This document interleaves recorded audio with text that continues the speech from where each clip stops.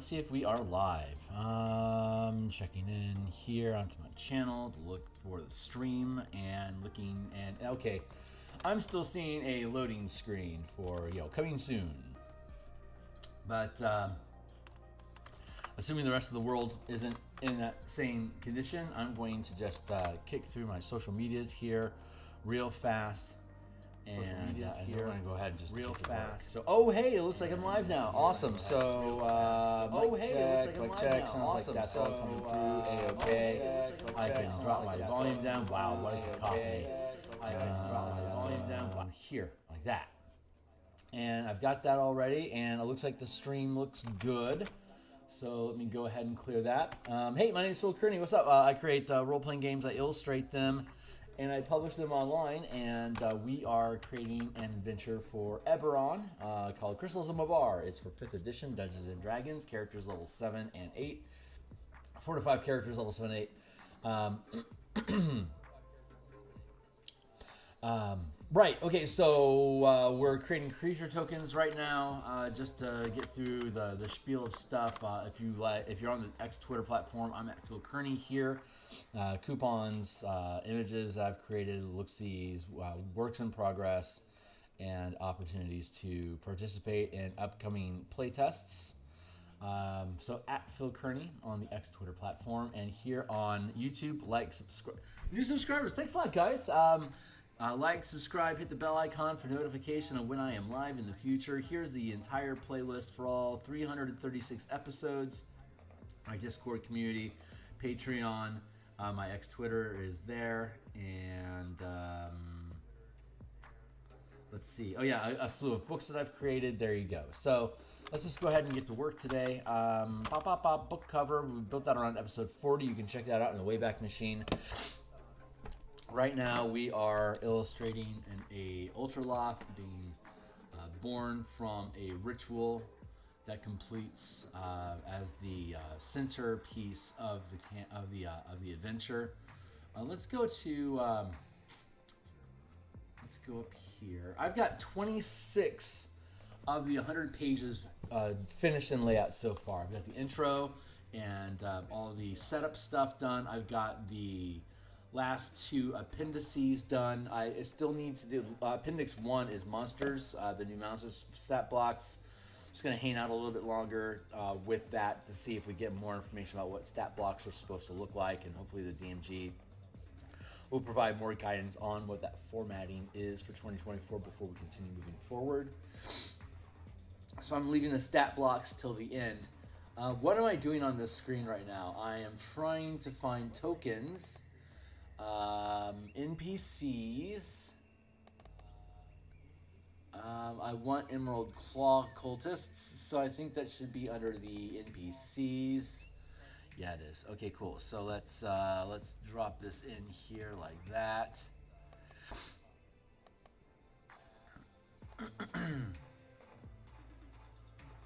Conceal that. What do I actually want? Oh god, that one was so horrible.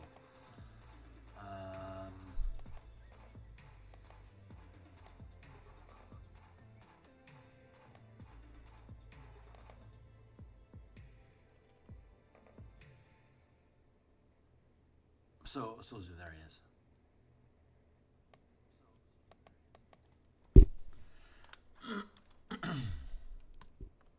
We're going to take that. We're going to duplicate this layer. This is one of the creature tokens. Solzu, though, is unlikely you'll ever actually fight him, because he will be killed by the ritual. He's more of a token, haha, than anything else. Let's take this up to reference.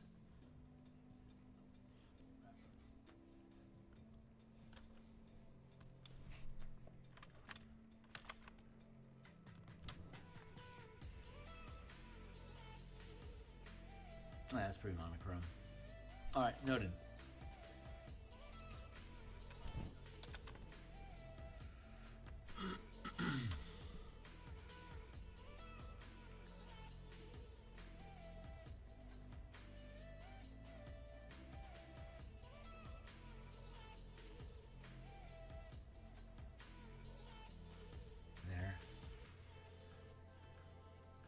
There.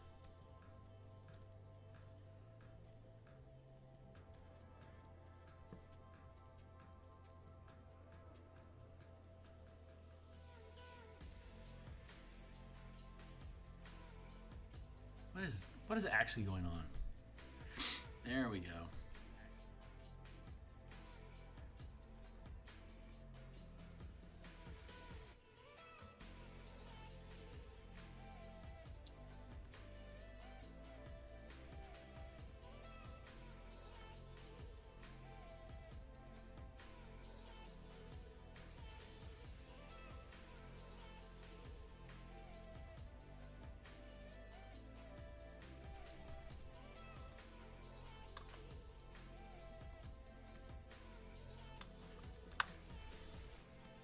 All right, now the insanity can hopefully stop.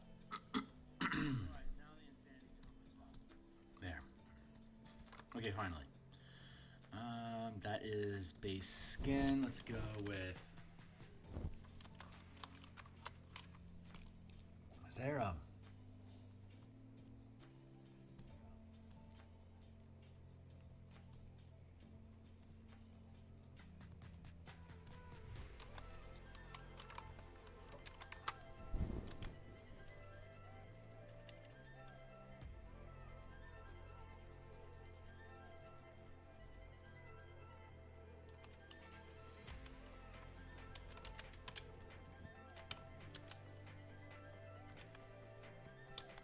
So we'll be doing this for another hour here. We're going to, so I stream 10 times, roughly 10 times per week, Monday through Friday in the morning like this, Tuesday and Friday at lunch, Monday and Thursday night after work. Today will be no different, so we'll keep streaming this for, until 8 o'clock, which is about an hour from now. So I'm going to set my timer here for 3 blocks of 20 minutes each.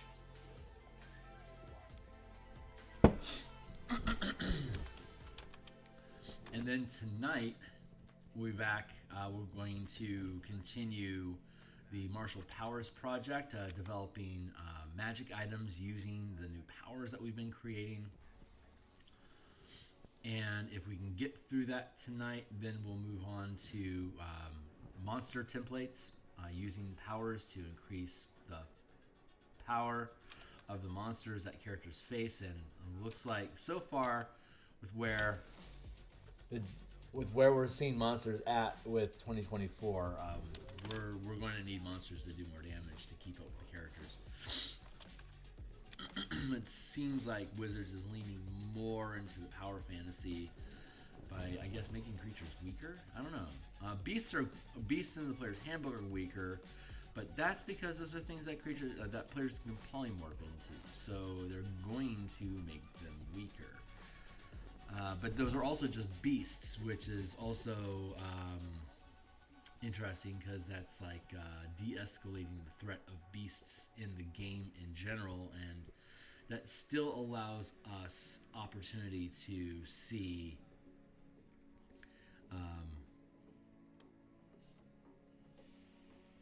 non-beast monsters escalate.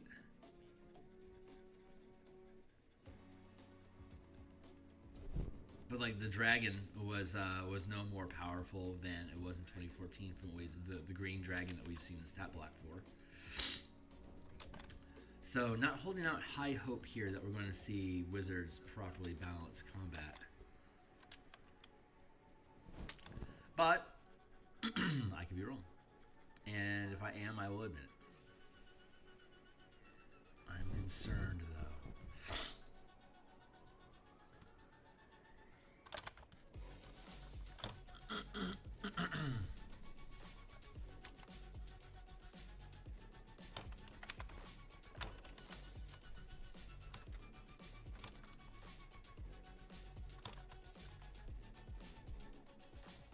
Switch that up here.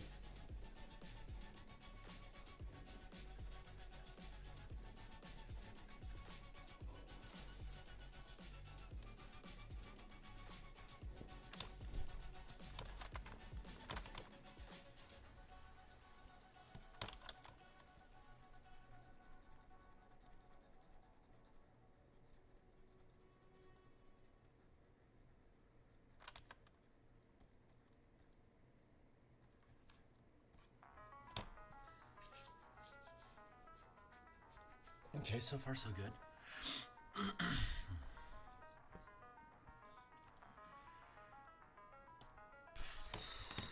Let's open up the cover again.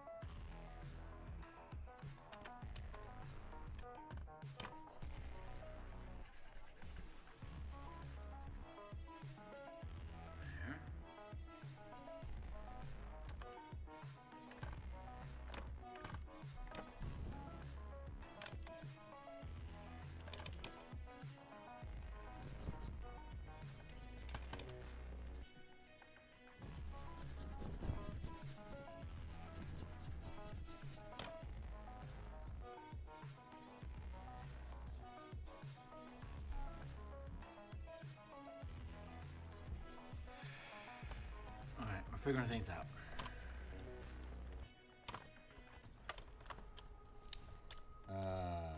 Body. Beam.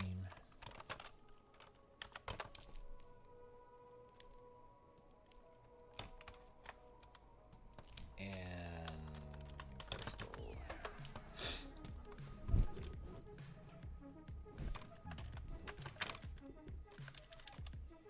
I'm going to take all of this here.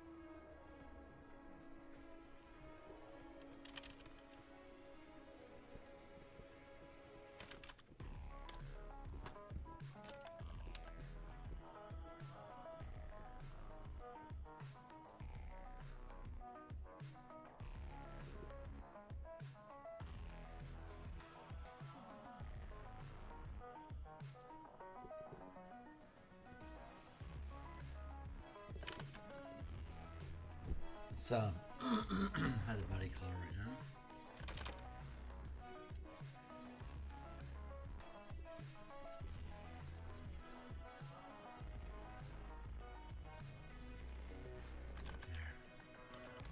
So yeah, so we'll be here tonight in about 7 o'clock now.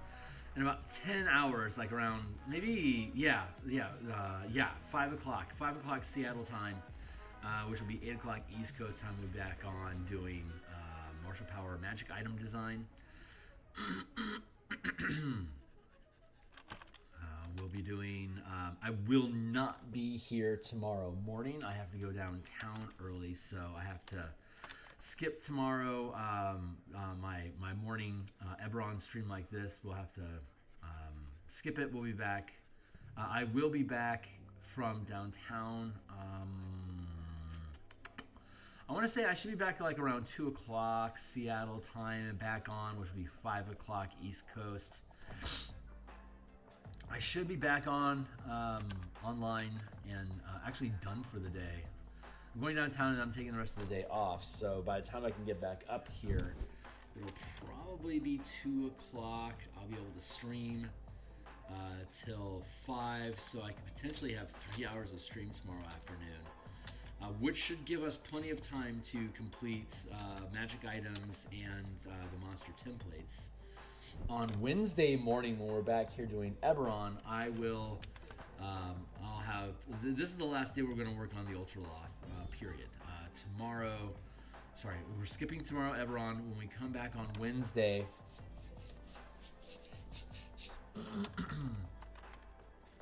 we're gonna do book art, like actual illustrations in the book.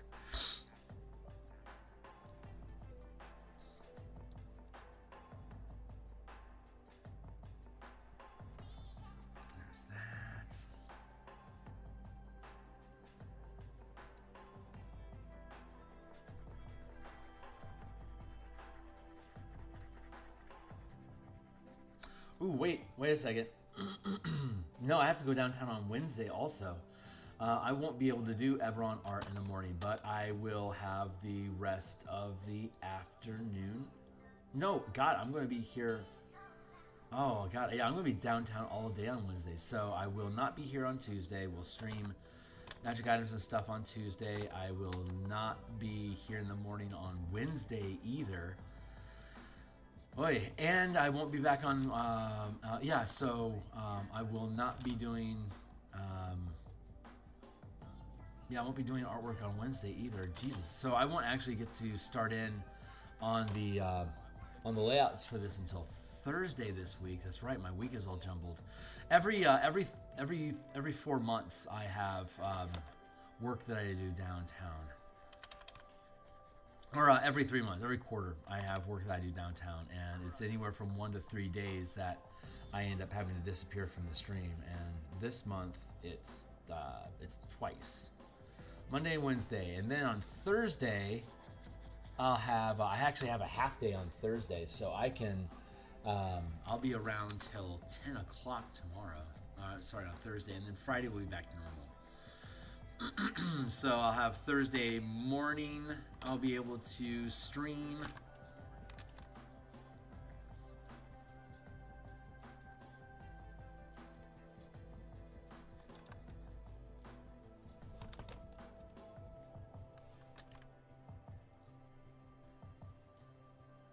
There, I'm going to do this.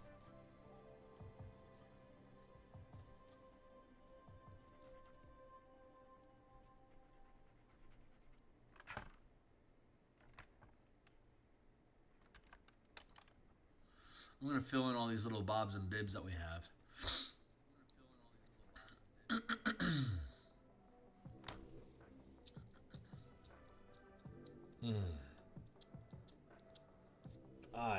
There we go. You know, I feel like these should be a separate layer, honestly.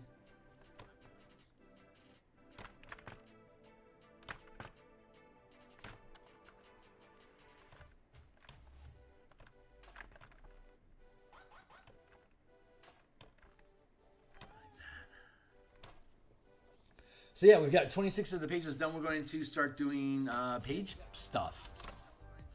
Pretty excited about that. We're going to drop this in here. Let's drop the opacity on this a smidge so we don't mistake it for one or the other. But I can make these little warbles. I can make them black. I can make them white. I can make them that greenish color we have in the background with the radiance. But they are separate. I don't know. I'm not sure. I'm feeling like these should be black.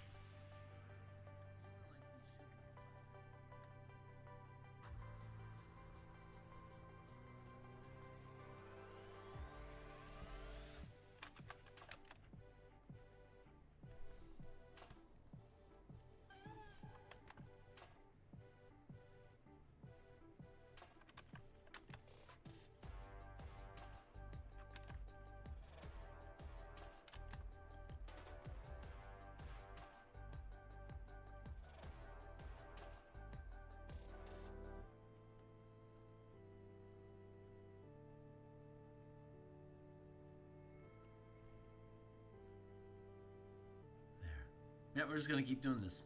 We're doing fine.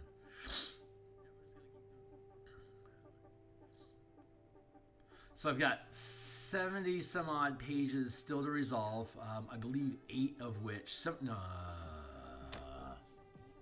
73 pages, 8 of which are monster stat blocks. So that's 65 pages that we need to complete. So we're currently figuring out maps, placement, resolution.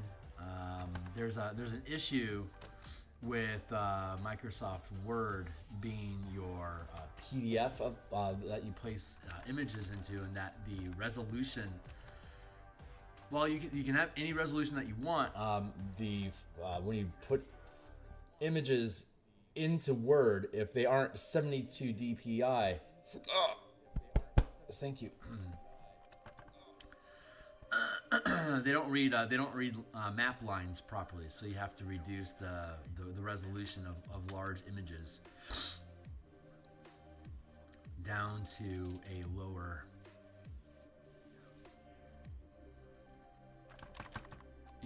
resolution, so that they can actually display properly on the page. This doesn't seem to damage the overall look of the art that I'm doing. It's just compression. Anyway, I'm yammering. The rest of the 65 pages of actual room and region and combat encounter stuff. All of that's in the remaining 65 pages, and I'm parsing out like how large do the maps need to be. Can I have just like 2 default sizes that squares? Like, do I keep the size of the illustration on the page the same and have a variable size of squares on the map, or do I make sure that the squares are always the same size on the map and change the size of the image? I don't know. I don't know which one is going to win out yet. So that's one of the things that I'm fighting with in off screen right now when I'm doing layouts. It's not entertaining to watch, but I basically just like fidget. I basically fidget art or lines of text around a page until I like where they sit, and then I wordsmith them so that the shape of the paragraph looks good on the page. And if the language in the paragraph needs adjustment or some sort of further revisions to make the paragraph fit right, or to reduce the amount of space that the paragraph takes up, so that I can fit in an illustration properly the way that I want to. These are things that I have to figure out. So this, this is like that.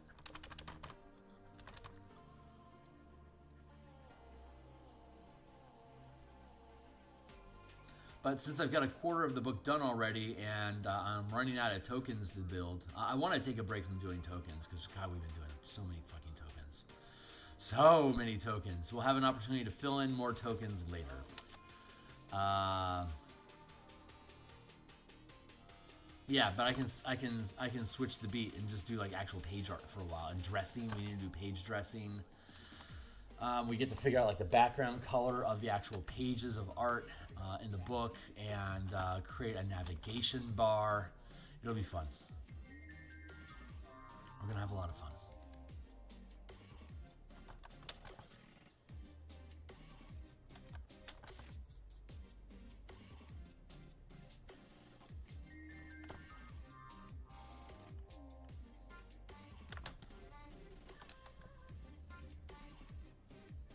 I'm just gonna do it like this.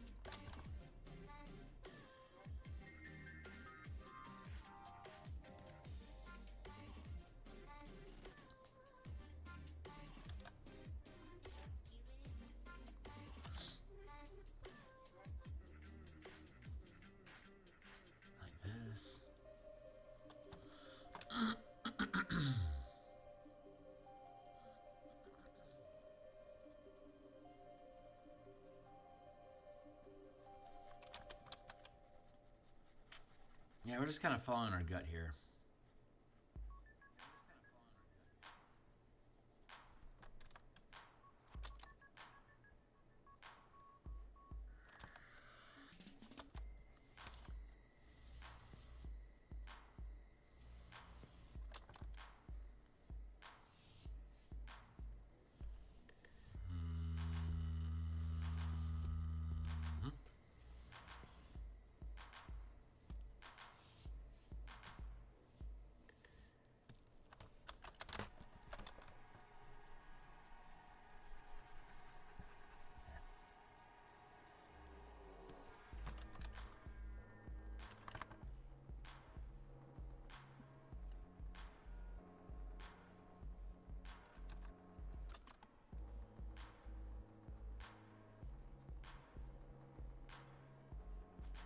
sure I have some cataracts.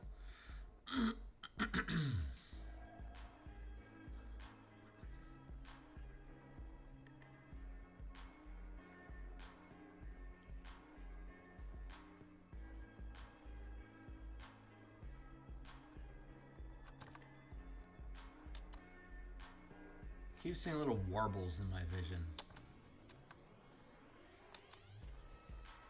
Like my lens is dirty. That's what cataracts are. It's dirty eye lenses.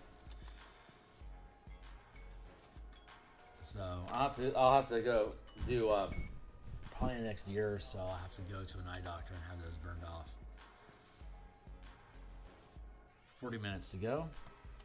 Yeah.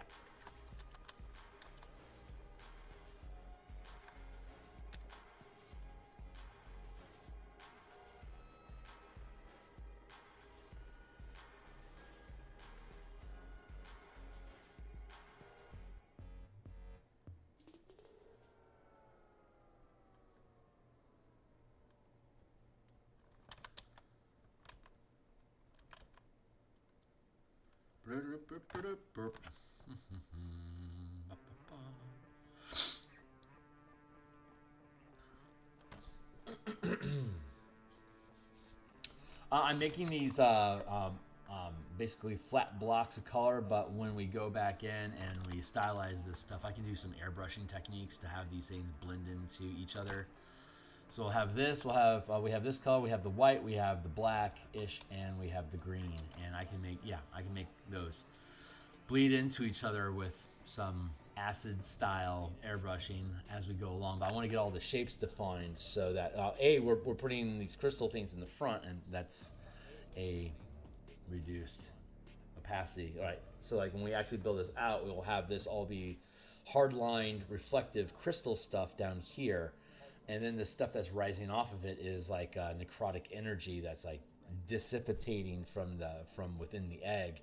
There's the greenish energy that's like a radiance coming out of it, and then we'll have white, a white glow to be able to phase things out. So, hey Ral, how you doing? It's good to see you, my guy. Out of here.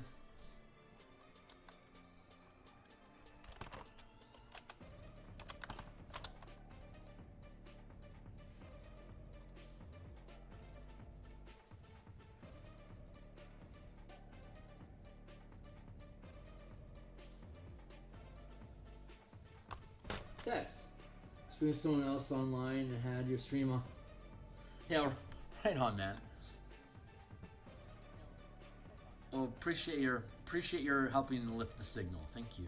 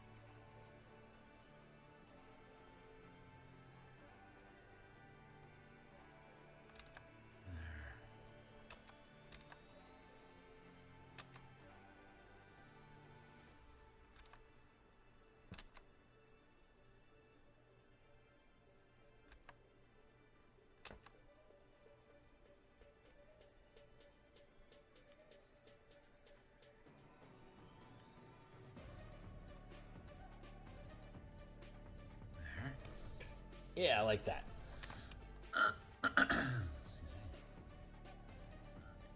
That throat clearing bit lets me know it's time for coffee and reading. What's up?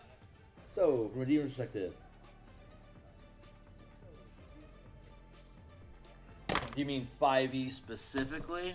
Because first, second, third, fourth edition was pretty fucking extensive about delivering fantasy.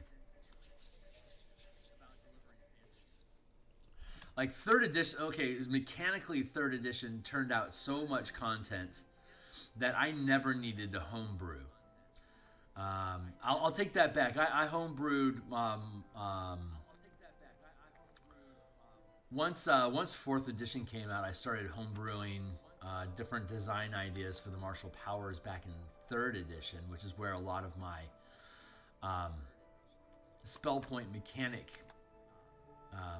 experience started filtering in from. And but it's just there's so many different mechanical systems, resource subsystems, subclasses, or what they call prestige classes, monsters, magic items. There was so much feats. There was so much stuff coming into the game during 3rd edition that you really just didn't have time to take a breath before there was like 2 books a month. Like they're like putting out 250 pages of content each month. And so that's an intense amount of mechanical addition each month. And it got criticism about becoming system bloat, and like there's no way you guys are playtesting all these different things to work together. And yeah, of course, there was no way they're actually playtesting it. So they're publishing books couldn't be more than a couple weeks worth of just like game engine stuff, like put together an idea, if it works, cool, let's publish it. Like basically the same clip that you would get from anything on DMsGuild from somebody's like, yeah, I made a Goku class. It's like, here we go. It's like, yeah, that Wizards put in like martial, vestige magic, binding magic, which was the precursor of Warlock, pact boons for 5e. It was you would perform a ritual to connect with a far realms entity, and when you did, depending on what level your character was, it would modify, like it would give you like an epic boon, or it would give you like a pact boon, or like some sort of invocation effect. A little bit of spell, like maybe you'd bond to something that would give you like a small selection of spells, or it would give you sneak attack, or like you can teleport now, or you can deal fire damage when you punch people. Who knows? Whatever it is that they had going on. It was almost an endless array. But that was like that system came out like this, like with shadow magic and true name magic in the Tome of Magic. That came out like probably the same month that like dragons, like that Dragon Shamans came out. Like the book of like the complete book of dragons, for instance, probably I think came out the same month. And it had its own selection of subclasses, core, like the Dragon Shaman core class, a bunch of monsters, a bunch of races, a bunch of feats, a bunch of spells, like an entire 125-page splat book for just dragon character options. That came out the same month that true naming and binding and shadow magic came out in Tome of Magic. It's like the amount of content that they were punching out was faster than they were capable of playtesting. So I'm certain that they didn't. 2nd edition had so much narrative depth because they created so many different campaign settings with different scenarios. Spelljammer, Planescape, Dark Sun are the big outliers, but there was Birthright and Hollow World. Lankmar, I think, came out in 1st edition. Forgotten Realms, Greyhawk, Birthright, Hollow World, Maztica, the Oriental Adventures. There was a ton of content that came out. Gradle, that's right. Like, what big bad D&D has failed to add to the game? Big bads like I don't know, because from my perspective, big bads aren't important to the game. Like, not how to put it, like the way that Wizards is driving identities, like Magic the Gathering started adding commanders, so they started making planeswalkers, and then they built the commander format around it. But planeswalkers are like NPC IPs, like mascots that kind of define the game and provide some narrative. And deck building doesn't have any personal attachment or identity, but if you can emotionally attach yourself to a character in a story, then you can start creating IP identity around them. And so that's kind of what the Planewalkers became for Magic the Gathering.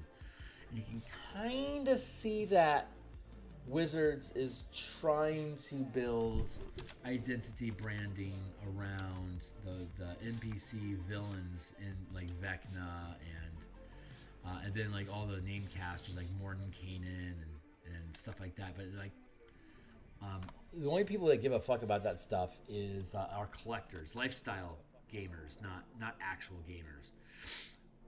In a normal, like in a location based campaign or like in a hex crawl, the actual, like, none of the villains matter unto themselves, because you're probably going to design the big bad evil of whatever plot it is that you're dealing right now with whatever it is that, like, whatever level the characters are at, and whatever their weaknesses and their capabilities are. And sure, demons and dragons and angels and stuff like that have higher CR and have a lot of resources available to them. It's more about having memorable challenges. If you have an antagonist NPC, that's a long conversation to have about like how to properly conduct infusion of antagonist personalities into your game when most monsters don't survive longer than a single round. You know, like a single battle. Like 4 rounds is about as much stage time as any creature other than the players get in the world before they're killed. So having a more cinematic style with a villain is really difficult to accomplish in a role-playing game where you have sandbox liberty to have that degree of character agency in the world.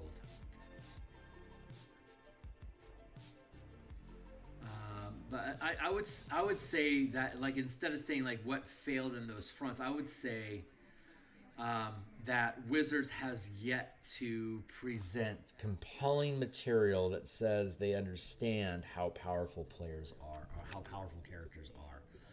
I don't think there's like high CR threats. There's a lot of either bloating them with features that don't get used, or like the bite claw routine without enough come here sort of action economy to drag characters to these bite claws. I don't know if I'm answering your question or not.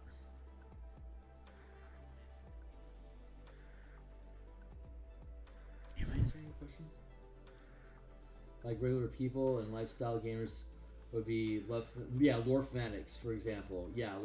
People that people that buy the books and stuff that like the motif of RPG stuff, of the like a Displacer kitten's cute, so let's have a Displacer kitten plushie.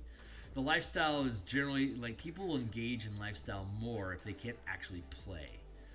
I don't there's some like geek collectors out there, sure, but I think, I mean, maybe I'm wrong, but my opinion is, the more you actually get to play the game on a weekly basis, the less you actually engage in those activities. Like, you don't make, like, if you're playing 2 or 3 times a week, like if you're in high school and you're playing every weekend and maybe like once during the week, you're not probably spending a lot of time making random characters in D&D Beyond, right? Like a wish list of characters. Oh, I wish I could play that character. It's like, no, you're probably busy playing the character you currently have. So the lifestyle is like a coping mechanism for people that want to play D&D but can't, I believe. Or the forever campaign builders that spend 3 years making their game, but they're secretly afraid to actually run the game because they don't want to mess up the stuff that they built. They're afraid of contact with the players, destroying their world. That's a particular what's the word I'm looking for? Fetish.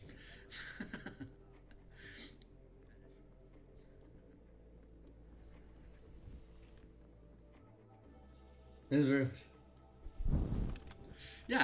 not read all the novels and stuff like if you're reading a novel, you're not playing a game, right? Like if you're not out shooting hoops, you're not actually playing basketball, you know?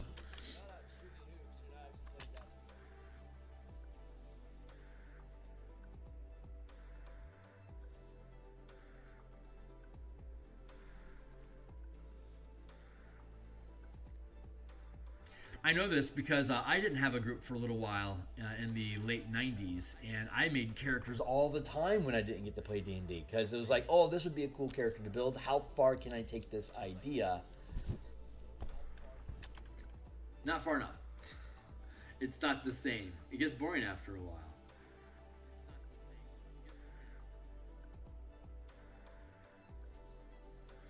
But that was coming from me playing like 4 days a week. Hell, in college, I played every night.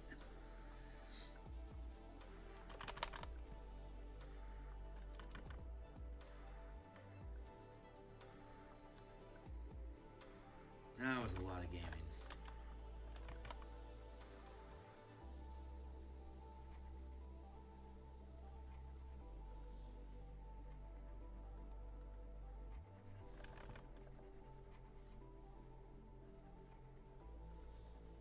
Oh man, I'm really leaning into the monitor. Let's just zoom in a little bit so I can give my neck a break, huh?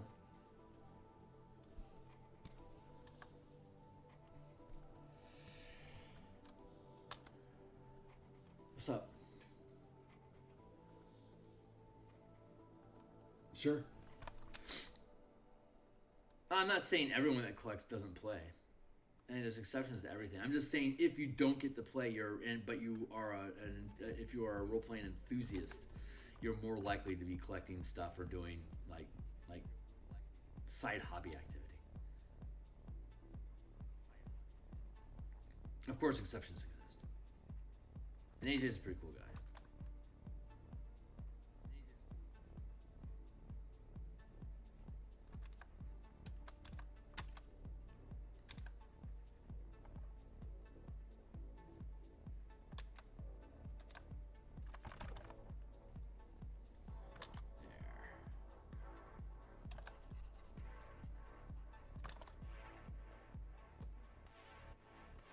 Do this like, yeah. Here.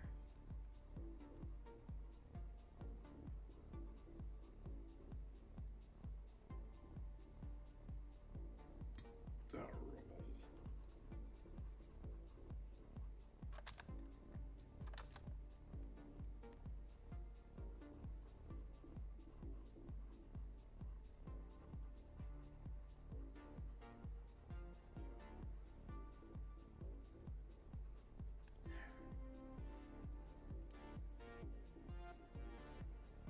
Like that.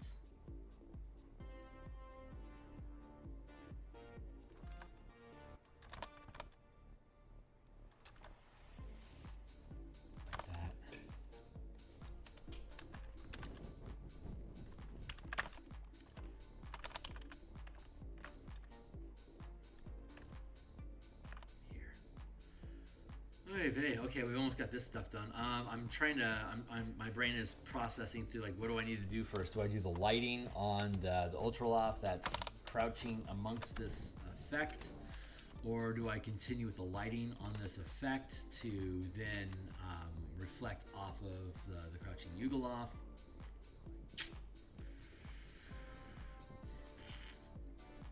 I think I want to mess around with the lighting of this energy for a little bit longer first. Maybe we'll finish doing the color flats for the Yugoloth,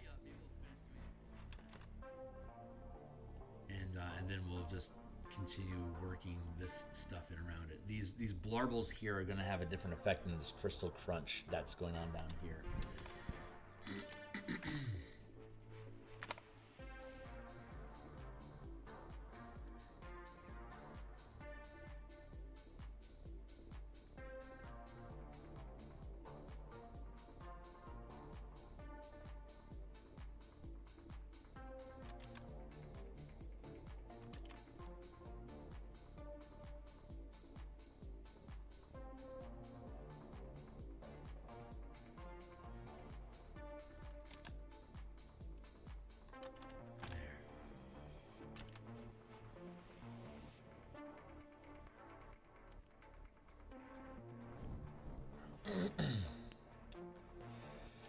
So far so good. I like the framing on this.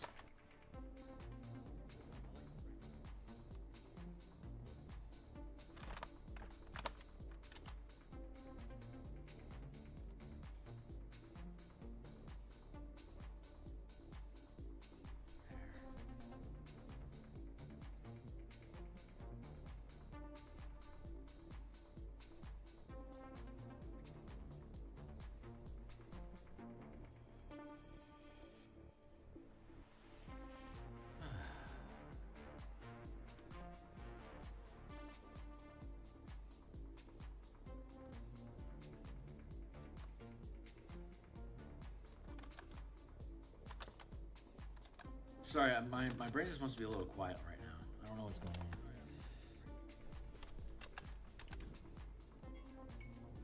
20 minutes to go. I want to be sedated. I'm going to take a sip of water here. I'm thirsty.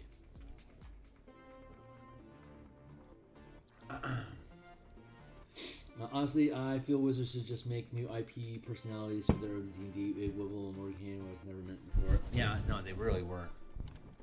They're trying to thread the needle between creating these mascots and going with legacy IP content that they already have. Like, we have these already, so why don't we make a thing out of them, right? That's the mentality.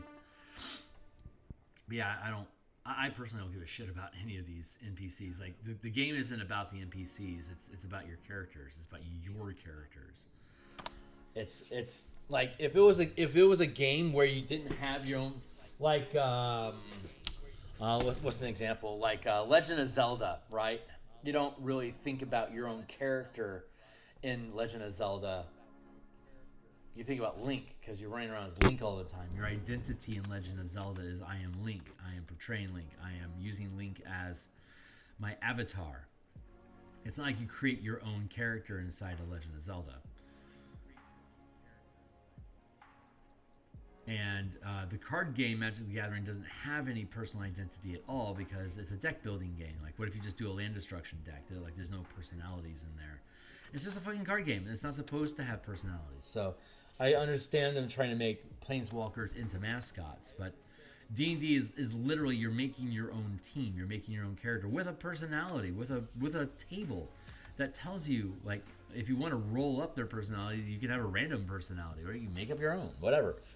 Anyway, the point is that them creating mascots in D&D just doesn't ring true that they, like, that feels like a marketing ploy more than something that the D&D design team would give a shit about at all.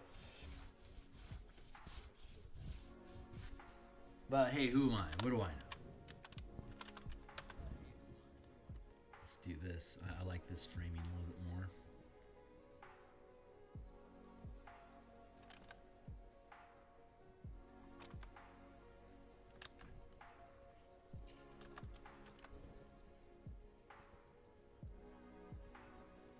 So let's do that.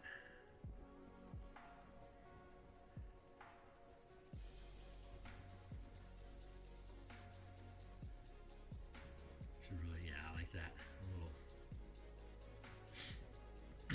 Little nib. This is starting to look like the water that we've done on a lot of the maps. I'm seeing. I like that. I like that I'm seeing that parallel. That's cool.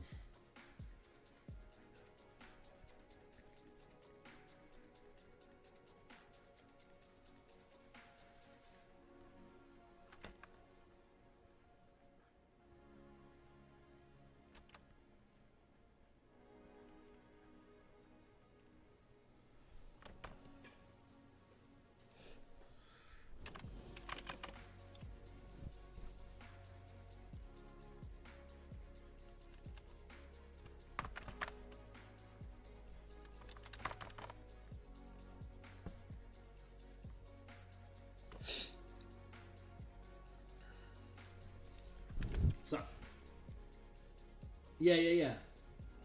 Right, exactly. You fall in love with the play style, and then if the personality that's portrayed in that play style jives with you, you fall in love with that character, and that becomes your main. Exactly. But you're like D&D, you're constantly building your new main. Very different.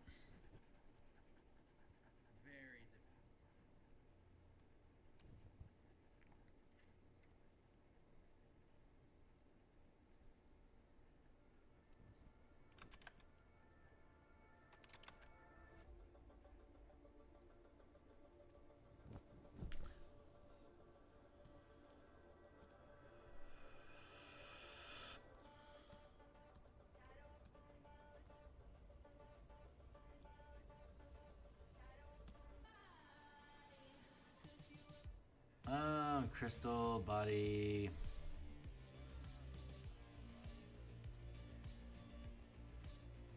Yeah, no, yeah.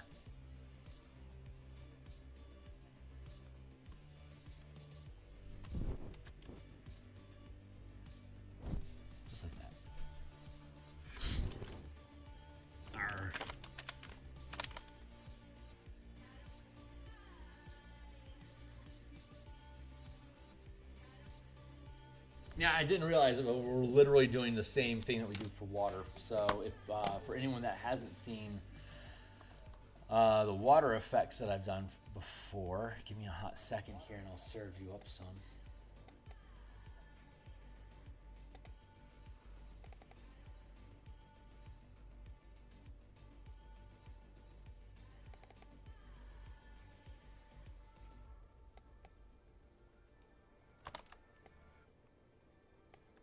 Water effects. So this is basically the same sort of water effect. This is all polluted. And yeah, there's that airbrush effect that I'm talking about. Bleeding, as these things like bleed over each other, they blend into each other. This isn't water that we're depicting right now. This is just radiance coming out of the egg. But I like that it's the same language that we have going with the water in here. That feels like really appropriate to me. That this becomes like water, energy like water. That just feels right, you know.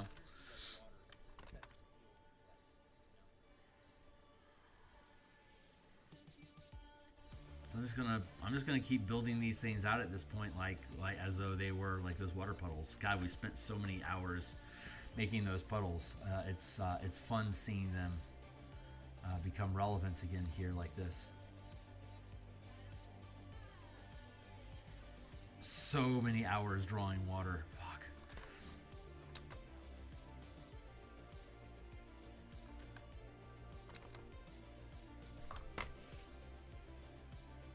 As for Magic, a lot of people love the story and such, so the mascot strategy, I would say, is pretty useful. Yeah. I have a lot of people play just for the white line. Asani, I think is his name. Ajani, that's it. Ajani. Yeah, exactly. Yeah. Well, there's countless planeswalkers at this point. Like if you're a Yoko guy, or if you're a Narset guy, or if you're a Jace guy, or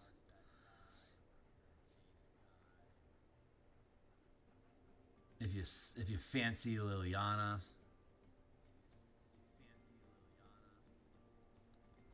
Yep, it can get crazy. I am in no way disparaging it. That's not how I groove.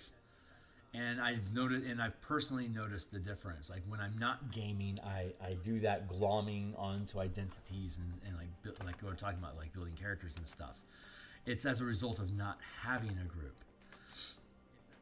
But I buy the books all the same. Like buying the books is almost like participating in the hobby. And boy, doesn't Watsy love hearing me say that.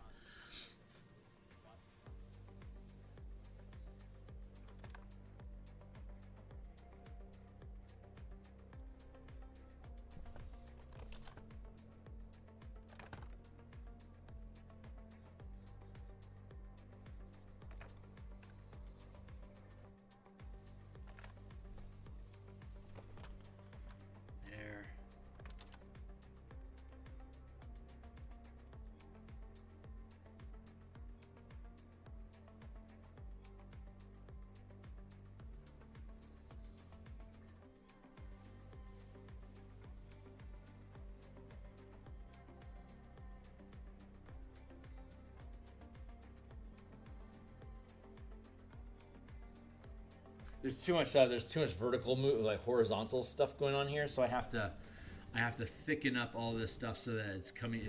It's always vertical. It always has to be flowing vertically. So when I have too much horizontal stuff without vertical support, I have to add in more base. So that's why I'm expanding these and spending time on these like that, to make sure they have good flow and balance. They feel intuitive the way that they're moving.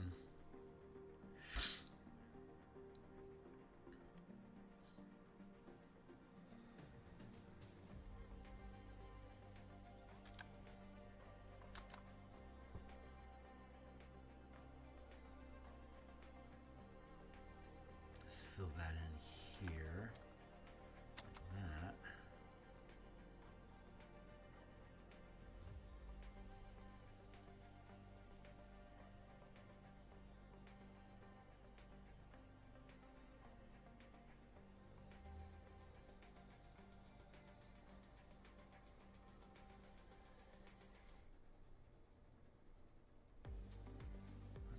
this in here like that.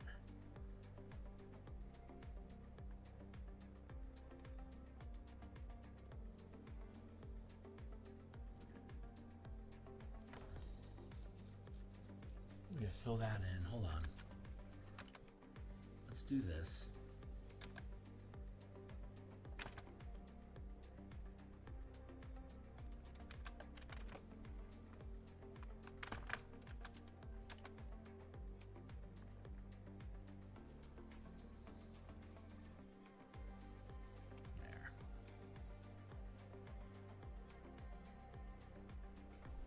What's up? Oh, yeah, absolutely. Yeah, it scratches that itch.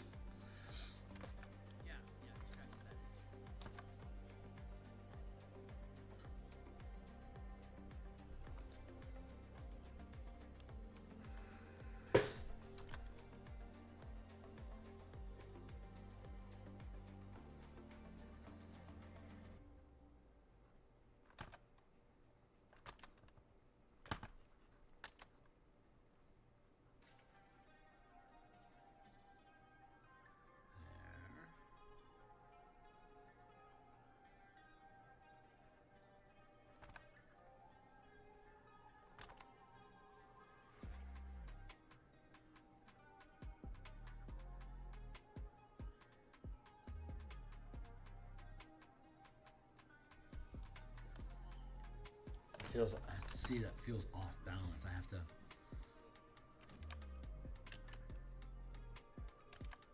Swing that around. What's up? Yeah, of course. Of course, of course.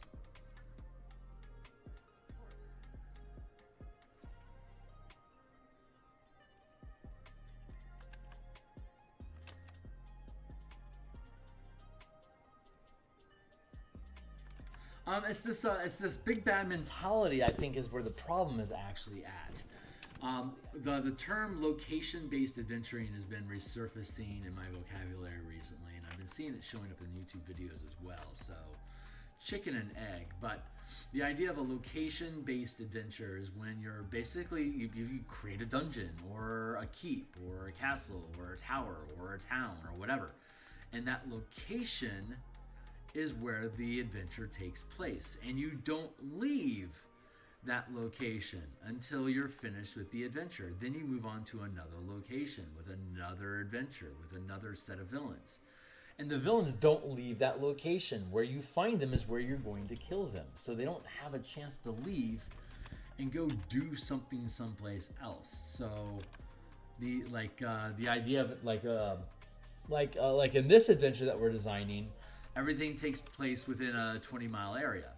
I mainly in one location in the village, and then the forest that takes you to the manifest zone, and then inside of the manifest zone. The manifest zone itself is like 10 miles at like a 10-mile area, with most of the actual activity happening within 1 mile of itself. While in the village and the homesteads that you can explore are within 1 mile of itself. So it's basically got two pockets: the starting point where you can investigate and do social stuff, and then you've got the actual dungeon location, which is like primarily exploration and combat, but you can finagle into social encounters if you want to. But ideally, you have social and exploration, and then it moves into combat, and then it goes into exploration and combat. And those are basically the three gears that are like the three gears that you shift between during the adventure from start to end. And so the locations are predefined, and the life cycle of the villains in this adventure are not designed to live past this adventure. The villains or whatever are supposed to die, but the way that the adventure is framed, like with continuing the adventure and the alternate plot hooks that we have in here, it's like this is like whatever scenario your characters go through in this adventure is just one of many possible scenarios. And so as a DM, if you're only running it once with one group and you run it like with plot X, you've got A, B, C, D, and E all lined up for you to make more of this location if you want to. but the main villains that were here that initiated the adventure, you're supposed to kill them. They don't live like Strahd or Vecna or whatever. Like with his ultra evil villain that's like menacing in the background. That's modern gaming. That's not the roots of the game.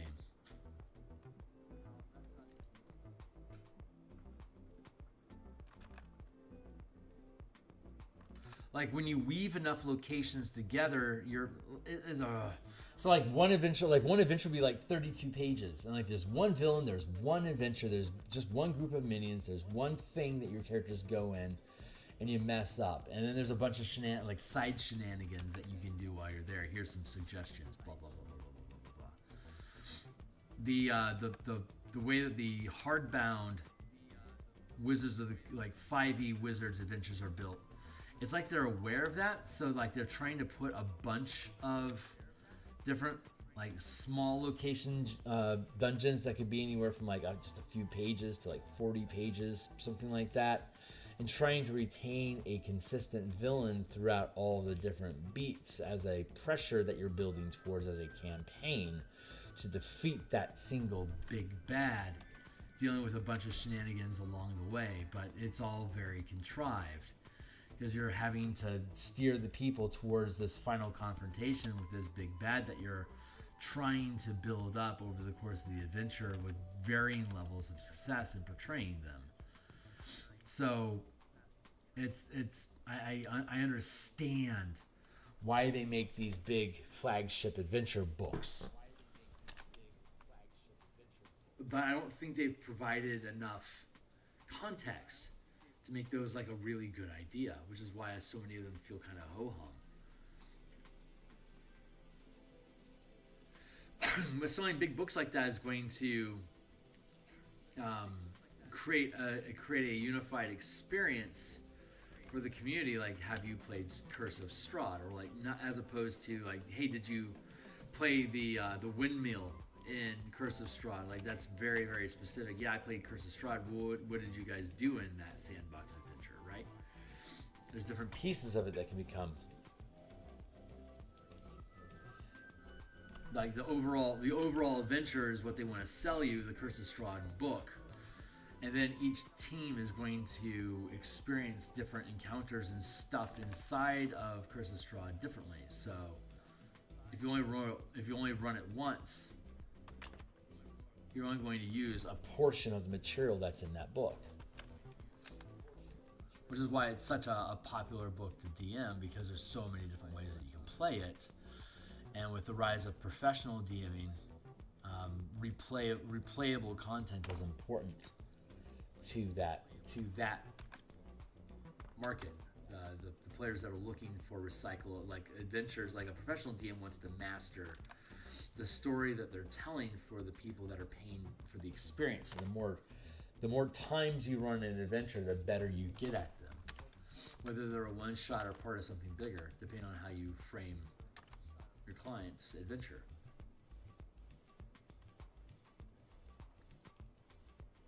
You can tell I'm using half sentences right now. This, I think I need a break frame here.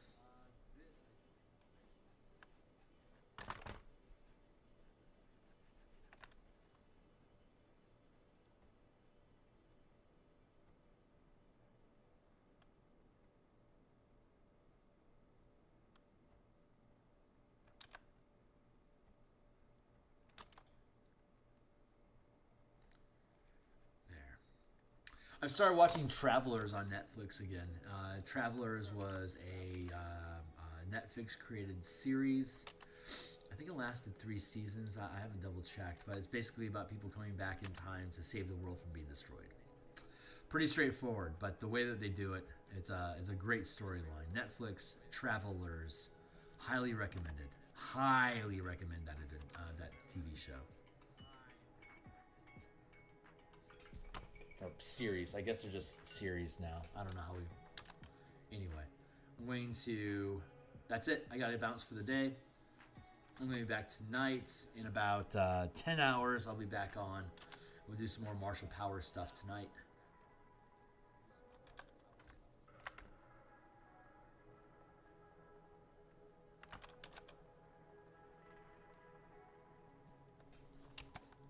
I like where this is. I like where this is going. I think that's decent framing.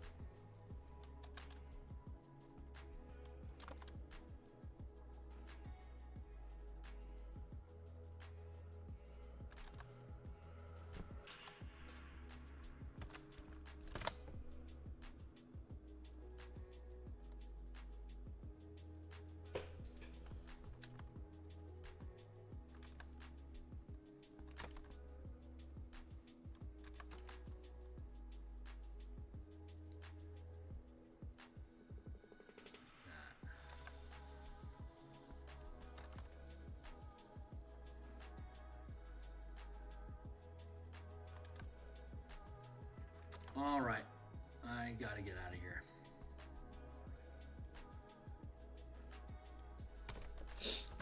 There. Okay, that feels good. All right, I'm out of here. Yeah, man. I'll ask about Big Bad Campaign Culture. Yeah, please do. Please do. All right. Hit and save, and I will be back. I'll be back in 10 hours for Martial Power Magic Item Design tonight. See you guys then.